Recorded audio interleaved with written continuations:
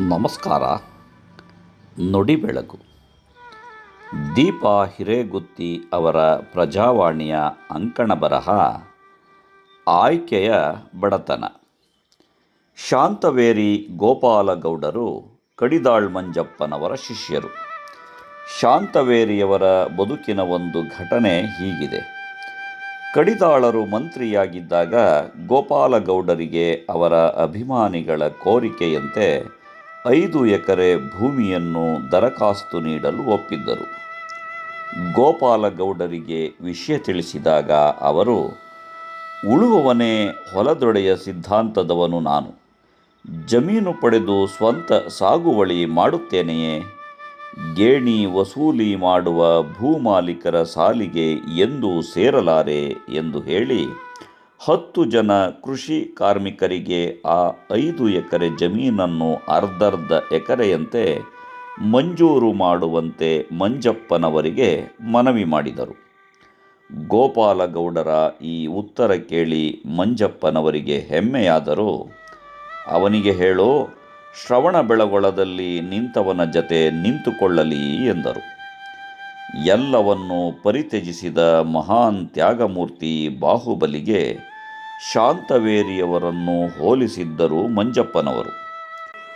ಲೋಹಿಯಾ ಅವರ ಶಿಷ್ಯರಾಗಿ ಶಾಂತವೇರಿ ಗೋಪಾಲಗೌಡರು ಸಮಾಜವಾದಿ ಸಿದ್ಧಾಂತಕ್ಕೆ ಮಲೆನಾಡಿನ ನೆಲದಲ್ಲಿ ಬಲವಾದ ಅಡಿಪಾಯ ಹಾಕಿಕೊಟ್ಟವರು. ಹೋರಾಟಗಳಿಂದಲೇ ತಮ್ಮ ವ್ಯಕ್ತಿತ್ವವನ್ನು ರೂಪಿಸಿಕೊಂಡವರು. 3 ಚುನಾವಣೆಗಳಲ್ಲಿ ಗೆದ್ದರೂ ಹಣ ಮಾಡಲಿಲ್ಲ. ಹಾಗಂತ ಅದರ ಬಗ್ಗೆ ಅವರಿಗೆ ಯಾವುದೇ ಮುಜಗರ ಇರಲಿಲ್ಲ. ಗೆದ್ದ ಮೇಲೂ ಯಾವ ವಿಜಯೋತ್ಸವದಲ್ಲೂ ಭಾಗವಹಿಸುತ್ತಿರಲಿಲ್ಲ. ಗೋಪಾಲಗೌಡರಿಗೆ ಬಡವರ ಮೇಲೆ ಅಪಾರ ಅನುಕಂಪ. ರಾಜಕೀಯವಿರುವುದು ಇಂತಹವರ ಕತ್ತಲ ಬದುಕಿನಲ್ಲಿ ಬೆಳಕು ತರಲೆಂದೇ ಹೊರತು ಸ್ವಹಿತಾಸಕ್ತಿಗಾಗಿ ಅಲ್ಲ ಎಂಬುದು ಅವರ ಸ್ಪಷ್ಟ ಅಭಿಪ್ರಾಯ. ಬರೀ ರಾಜಕಾರಣಿಯಾಗಿರದೆ ಮುತ್ಸದಿಯ ಅರ್ಹತೆ ಹೊಂದಿದ್ದ ವಿರಳರಲ್ಲೊಬ್ಬರು. ಬಸ್ಸು ರೈಲು ಟಿಕೆಟ್ಗೆ, ಬೆಳಗಿನ ಕಾಫಿಗೆ ಕೂಡ ಕಿಸೆಯಲ್ಲಿ ದುಡ್ಡಿಲ್ಲದ, ತೊಡಲು ಬಟ್ಟೆಗೂ ತಾತ್ಸಾರವಿದ್ದ ಶಾಸಕರೊಬ್ಬರಿದ್ದರೆಂದರೆ ಅದು ಶಾಂತವೇರಿ ಗೋಪಾಲಗೌಡರು. ಚುನಾವಣೆಗಳಲ್ಲಿ ಠೇವಣಿ ಇಡಲು ದುಡ್ಡಿಲ್ಲದ ಅವರಿಗೆ ಆ ಹಣವನ್ನು ಜನರೇ ಒಟ್ಟುಗೂಡಿಸಿ ಕೊಡುತ್ತಿದ್ದರು ಎಂದರೆ ಇವತ್ತು ನಂಬಲು ಸಾಧ್ಯವೇ?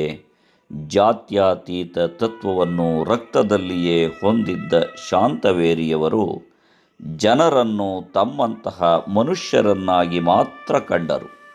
ಹಾಗಾಗಿಯೇ ಬರಿಗೈ ಫಕೀರರಾದ ಅವರನ್ನು ಜನರು ಪ್ರೀತಿಸಿದರು ಮತ್ತು ಗೆಲ್ಲಿಸಿದರು.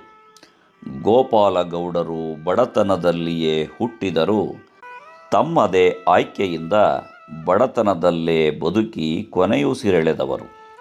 ಇದರರ್ಥ ಬಡತನದಲ್ಲಿ ಬದುಕಬೇಕು ಎಂದಲ್ಲ. ಸಾಧನೆಯಿಂದ ಬದುಕಿನ ಸ್ಥಿತಿಯನ್ನು ಉತ್ತಮಪಡಿಸಿಕೊಳ್ಳುವ ಹಂಬಲ ಮನುಷ್ಯ ಸಹಜ ಮತ್ತು ಅದು ಅಗತ್ಯ ಕೂಡ. ಆದರೆ ಪರಕೀಯ ದುಡ್ಡು ವಿಷಕ್ಕೆ ಸಮಾನ ಎಂದು ನಂಬಿದ್ದ ವ್ಯಕ್ತಿಗಳು ಇದ್ದರು ಎಂಬ ಅರಿವು ಇದ್ದರೆ ಬಹುಶಃ ಹಣವೇ ಸರ್ವಸ್ವ ಎಂಬ ನಮ್ಮ ತಪ್ಪು ಅಭಿಪ್ರಾಯ ಕಿಂಚಿತ್ತಾದರೂ ಬದಲಾಗಬಹುದು.